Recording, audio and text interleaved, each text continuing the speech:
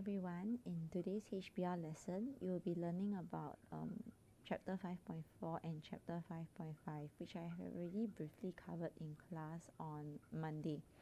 Okay, but if you miss out the lesson, actually you didn't miss much. I only went through one example on Monday, so I'm going to use the rest of this HBR days to go through the examples in the class. Okay, so what are position vectors? As I mentioned on Monday, position vectors are vectors that can help you determine the coordinate of the point in the Cartesian plane. Okay, so for example, the position vector of the point P, okay, it's given by OP, O being the origin. Okay, so O being the origin, and then P is the point.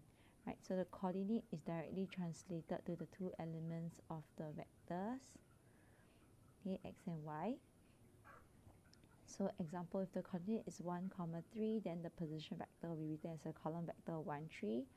If the coordinate is 5, -6, then the position vector will be 5, -6 as a column vector. Okay, so how do we find the vector AB using position vectors?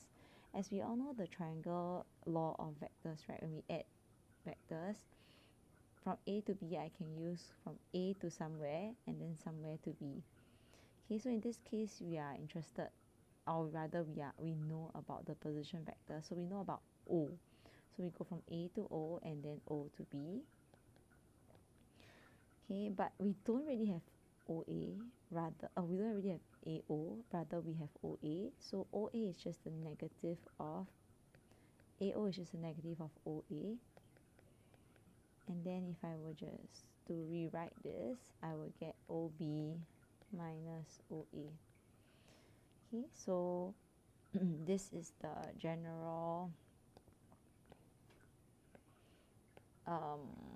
formula to find a vector using two position vectors. Okay, so I can change the alphabets, right? A, B are just arbitrary alphabets. I can change them to any alphabets, P, Q for example. Then it will be O, Q minus O, P. Okay, if I go with X, Y, then it will be O, Y minus O, X. If I go with, for example, what other, DF, then it will be OF minus OD. Okay, so you realize there's always the behind vector, or the alphabet behind minus the alphabet in front. Okay, so now we're